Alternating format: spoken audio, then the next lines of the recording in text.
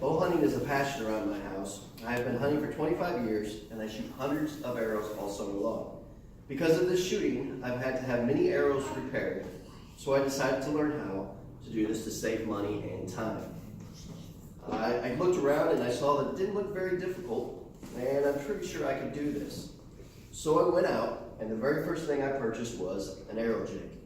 What this does is give me the ability to be able to put the arrow fletchings on in the proper stance and position that they need to be.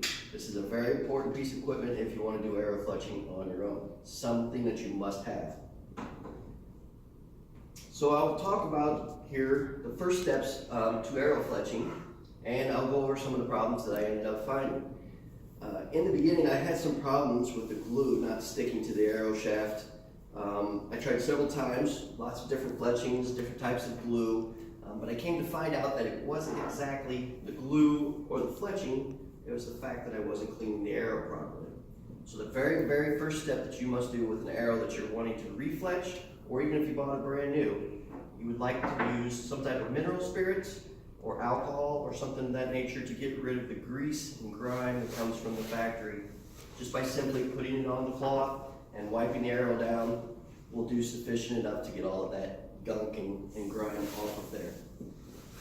The very first step then, most important, clean your arrow shaft. You need to make sure it's absolutely clean. It does dry very quickly, so you don't have to wait for it to dry after cleaning. And if this prep, if you take that time to purposely clean this, it will help out in the long run, and towards the end, it'll make things hold and stick better. So now we are ready for the nock installation.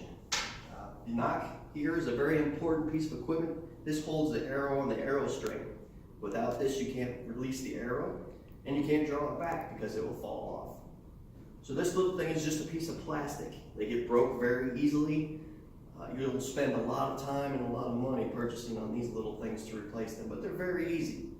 Simply insert into the arrow shaft and push down and spin it to where you need it to be.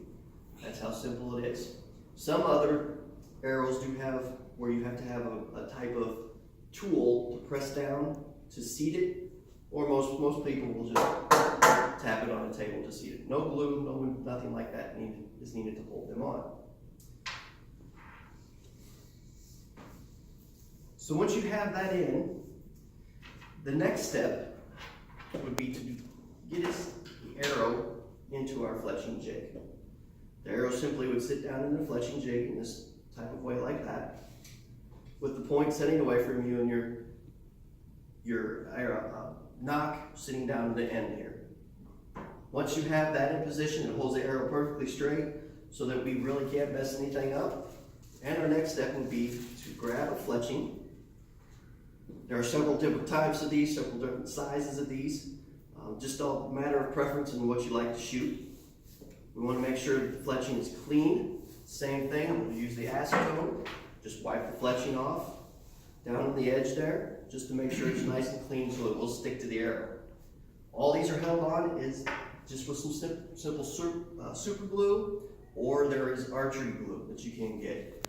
The difference is archery glue takes a little longer to set up. This will set up a little bit faster. Archery glue also is kind of rubberized, which will allow it to bend a little bit if needed when in flight. So on the jig here, there are lines marked, and there's a big line that will let you know that that is the end of the fletch, where your fletching end needs to go. I don't know if you can see that, but you line it up on the end there, put your fletching across, and now we have a fletch ready to be installed. These fletching jigs are magnetized to where it will hold it at the proper angle and the proper size that it needs to be. It's also set to when it sits up against there, it will be the proper distance from the nock that it needs to be. There's really nothing we can do to mess this up. So we would simply take a little bit of glue, apply a little bit of glue onto the edge of the fletch, set this in our fletching jig, set it down, and give a light press and hold just for a couple seconds till it bites. And then you can release this, which then will release the fletch, and the fletch will be stuck to the arrow. After that point, once it's stuck, we will have a system that kind of looks like this. And we can rotate this dial to turn 2 clicks for the next fletch. So we go through the same steps again, line the fletch up on the end, wipe it down, install a little glue on the edge, and use the fletch and jig again.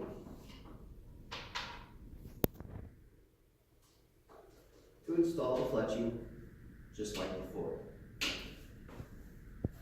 Most arrows have 3 fletchings, some have 4. It's all a matter of preference on how people shoot. Some of the bigger ones with what are called flu arrows, they have big, huge fletchings on there. Some of those have 4.